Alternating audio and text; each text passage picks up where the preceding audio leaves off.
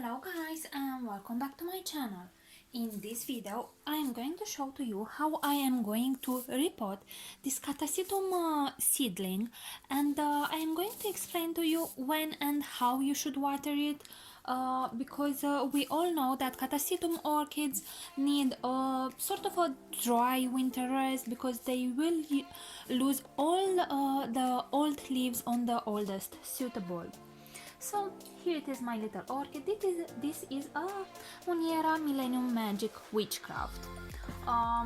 I have just recently started to water this pretty little orchid, and this is because you should not water these orchids until the new growth it is quite large. So as the two leaves started to unfold, I started to provide little bit of water.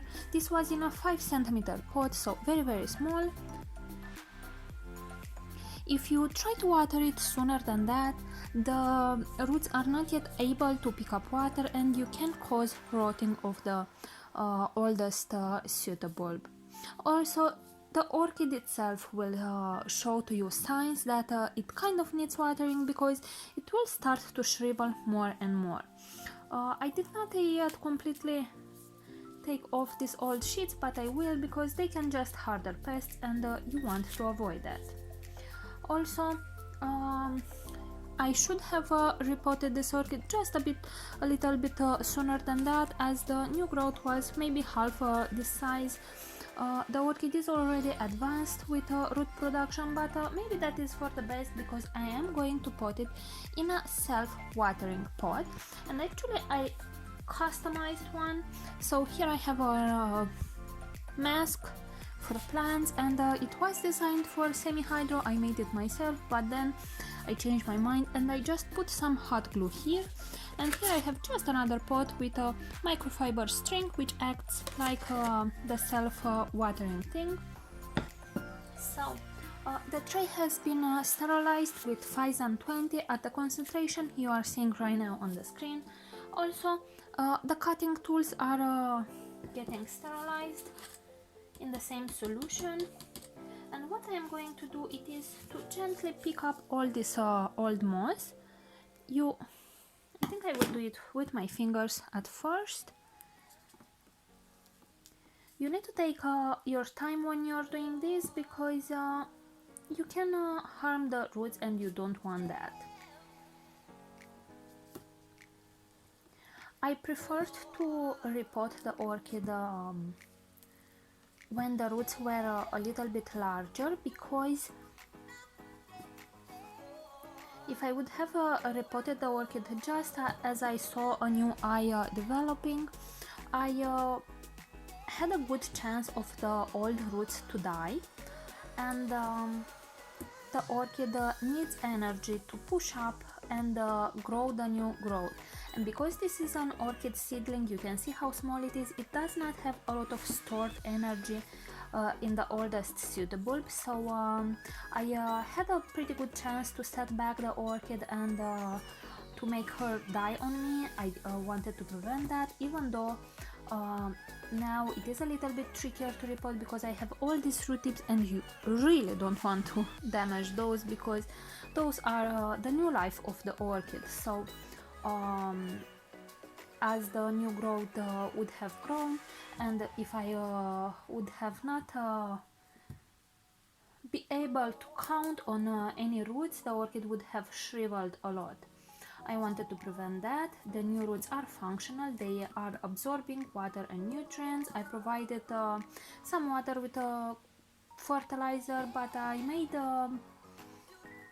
kind of concentrated on giving it nitrogen and calcium, because that is really needed when you want new root production.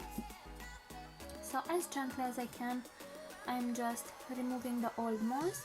I won't really insist a lot with my hands, because right now I am going to go at the sink and shower this little orchid as best as I can, just to remove everything from the roots, making sure I don't trap any water in the new growth. And then off camera I am going to spray the root system with hydrogen peroxide 3% to make sure I don't have any pests like snails, because those would munch our fruits.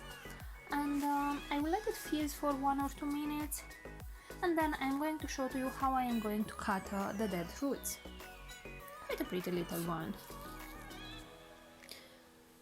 Okay guys, so here we are back. Here is the pretty little orchid. It is now pretty clean of the old media. If you are to repot a more mature Catasetum type orchid, you can just repot the orchid when you see that the new growth is pretty much this size, so maybe 2 centimeters, as you see that the new roots start to grow. But because those have more energy stored in the oldest pseudobulbs.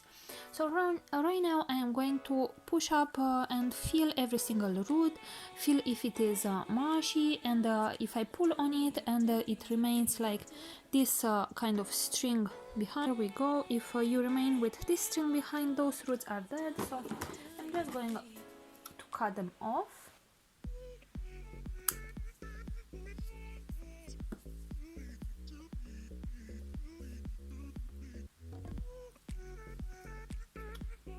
Of course, if your orchid would have been potted in other type of media, like bark maybe, or who knows what else, of course make sure that you soak the orchid prior to doing this, maybe overnight in some fertilizer with calcium, just to make sure that in case of a root loss you are going to have some stored nutrients in the orchid. That is what I done anyway. You saw that the moss which I worked with was quite damp.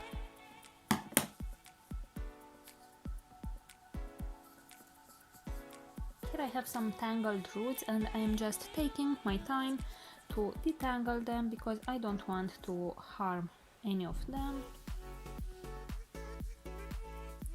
And in any case, that root is dead, so I'm just going to cut her away.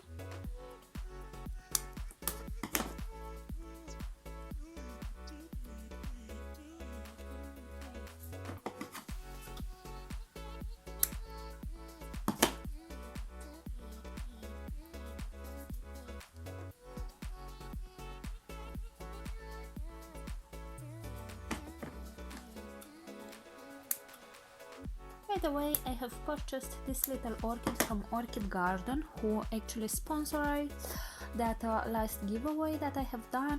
Okay, so now my little orchid is ready to be potted. Alright, so now I am going to put up some media on the bottom, just because the root system of the orchid is not all that large, and you are going to say, of course, that the pot is too big. That is not a thing that basically exists in semi-hydro.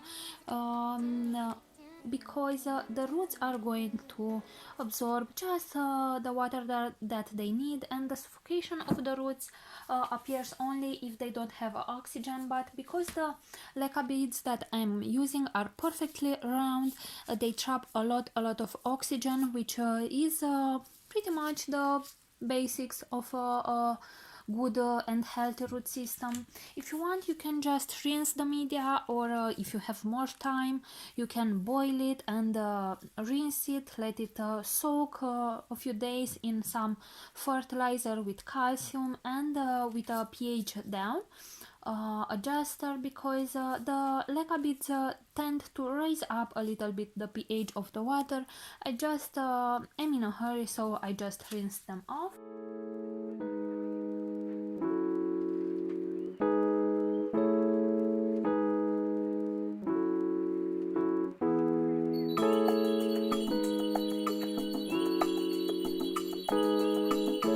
What you don't want to do, it is to bury the pseudobulbs in media, so they pretty much stay on top of the media. They have a lot of air ventilation, and that way I never had any rotting. I have been growing for 1 year some catasetums in semi-hydro, and they done amazingly well. I'm very happy with the results. They bloomed and they looked pretty much awesome.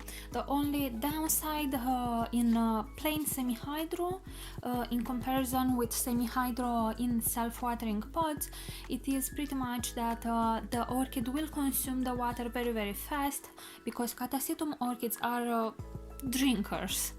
And if you don't stay on top of the watering, maybe self-watering pot is a more suitable thing for you, like it is for me. Right now I am moving all my orchids in self-watering pots, because the ones that are in self-watering pots need water less often. So now I am going to water all the time the orchid with water and fertilizer at about 150 ppm of nitrogen. That would be about 350 ppm in total. I'm testing these values with a TDS meter. You can buy it on eBay or on Amazon. I will go ahead and leave links for all the products that I have used in the description of this video and in the pinned comment down below. Of course, if you have any questions, any ideas, or you want to suggest something if I did not cover any topic, please go ahead and leave a comment down below. And of course, don't forget to give this video a thumbs up, subscribe to my channel for more videos like this, and don't forget to hit that notification button so you can stay updated with all the videos that I am doing. Thank you very much for watching, and see you all next time. Bye!